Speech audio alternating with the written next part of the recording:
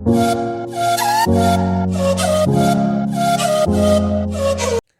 Friends, I am Rajat. आप देख रहे हैं Divya study time. Today I am going to discuss about motion. बहुत ही इंपॉर्टेंट चैप्टर है, फिजिक्स से रिलेटेड चैप्टर है, नाइन्थ क्लास के लिए भी इम्पोर्टेंट है और इसके अलावा भी कुछ और क्लासेस के अंदर यूज़ किया जाता है, कॉम्पिटिटिव में भी है। मैं आपको एक बेसिक ओवरव्यू देने वाला हूँ मोशन के बारे में। तो सबसे पहले मोशन की डेफिनेशन के बारे में बात कर लेते हैं। Motion is a phenomena in which a particular object covers distance over the time।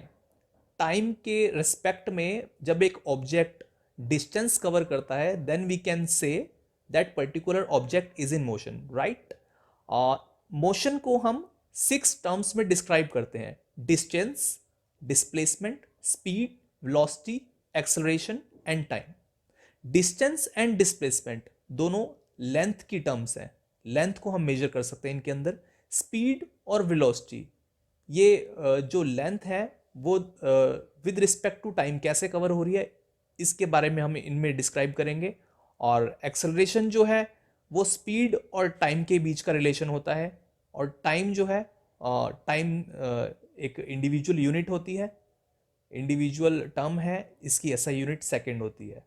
तो गाइज अब हम बात कर लेते हैं यूनिफॉर्म मोशन के बारे में। यूनिफॉर्म मोशन क्या है? जब एक ऑब्जेक्ट इक्वल डिस्टेंस कवर करता है इन इक्वल टाइम इंटरवल, तब वो ऑब्जेक्ट यूनिफॉर्म मोशन के अंदर है। इसके ग्राफ के बारे में अगर हम देखें, इसका जो ग्राफ है वो डिस्टेंस और टाइम के बीच में होता है और एक स्ट्रेट लाइन होती है जो कि रिप्रेजेंट करती है कि वो जो ऑब्जेक्ट है वो इक्वल टाइम इंटरवल में इक्वल डिस्टेंस कवर कर रहा है। Suppose let us take an example कि एक ऑब्जेक्ट ने 10 मिनट में 12 किलोमीटर कवर किया है, तो अगर वो यूनिफॉर्म मोशन में है तो वो अगले 10 मिनट में भी 12 किलोमीटर ही कवर करेगा, यानी कि 20 मिनट्स में 24 किलोमीटर, 30 मिनट्स में 36 किलोमीटर। तो वो ऑब्जेक्ट यूनिफॉर्म मोशन में है।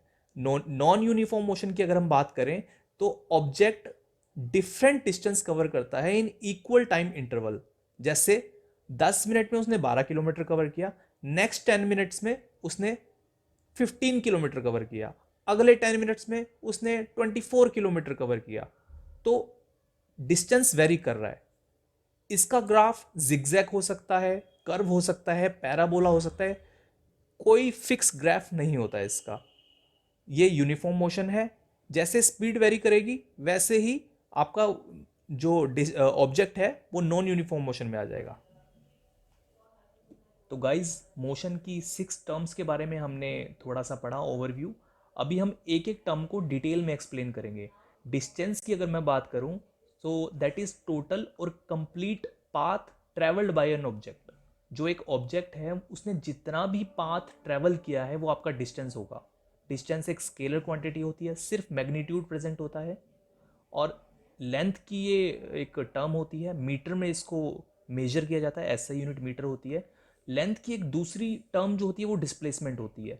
Displacement is the shortest distance between initial and final position. Suppose एक ऑब्जेक्ट है, वो पॉइंट ए पे खड़ा है और वो एक सर्कुलर मोशन में घूमकर फिर पॉइंट बी पे पहुंचता है।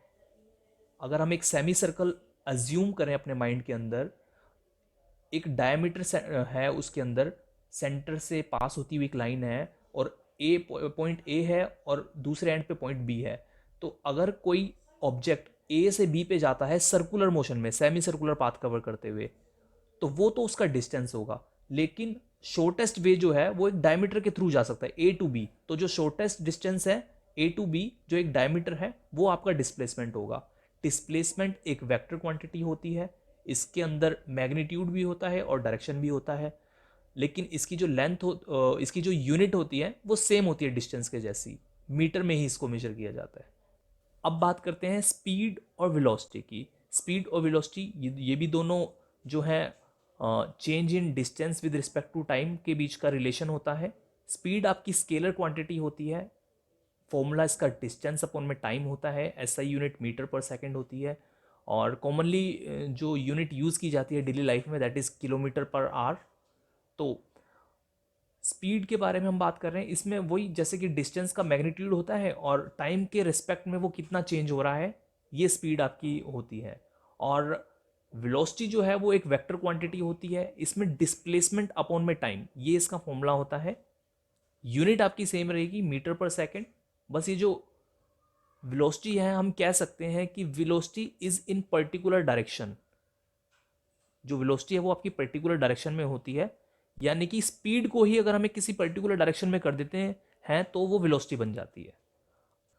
और एक्सेलरेशन के बारे में अगर हम बात करें तो एक्सेलरेशन क्या है, rate of change of velocity with respect to time, final velocity minus initial velocity upon में टाइम, इसका फॉर्मूला होता है। SI unit metre per second square होती है। और अगर हम फाइनल को v से रिप्रेजेंट करें और इनिशियल को u से, तो v माइनस यू अपॉन में t इसका फॉर्मूला होता है। तो जैसे कि आपने कॉमनली लाइफ में देखा होगा, हमारी जो टू व्हीलर्स होते हैं उसमें हम एक्सेलरेटर होता है हमारे हाथ में, यानी कि हम स्पीड को बढ़ा रहे हैं टाइम के हिसाब से, तो हम गाड़ी को एक्सेलरेट करते हैं, दैट इज़ एक्सेलरेटर। और इसके बाद हम बात करते हैं यूनिफॉर्म एक्सेलरेशन की।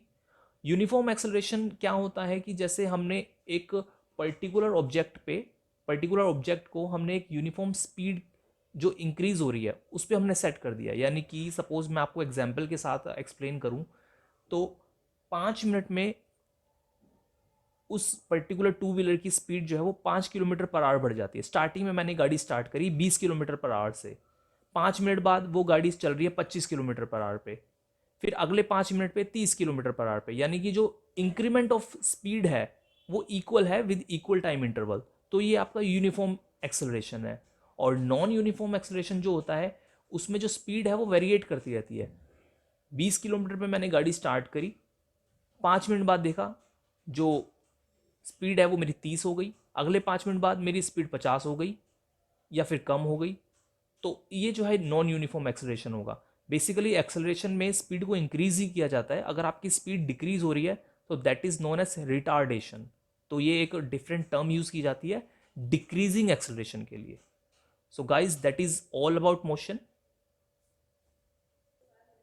सो गाइज आज हमने मोशन के बारे में समझा, मोशन की 6 टर्म्स के बारे में समझा, एक्सेलरेशन के बारे में समझा। इस टॉपिक से रिलेटेड कोई भी क्वेश्चंस आपको अराइज होता है आप मुझे कमेंट करें, विद इन 24 आवर्स मैं आपको रिप्लाई करूंगा, आपके क्वेश्चन को कंप्लीटली सॉर्ट आउट करूंगा। इसके अलावा अगर आप किसी डिफरेंट टॉपिक पे मुझसे वीडियो चाहते हैं, कोई एक्सप्लेनेशन चाहते हैं, तो आप मुझे ज़रूर कमेंट करें, उसके ऊपर मैं ज़रूर वीडियो बनाऊंगा। और कोई और भी अगर आपकी प्रॉब्लम्स हैं तो आप डायरेक्टली कमेंट में क्वेश्चन कर सकते हैं, आई विल आंसर यू। तो मिलते हैं नेक्स्ट वीडियो में, टिल देन बाय।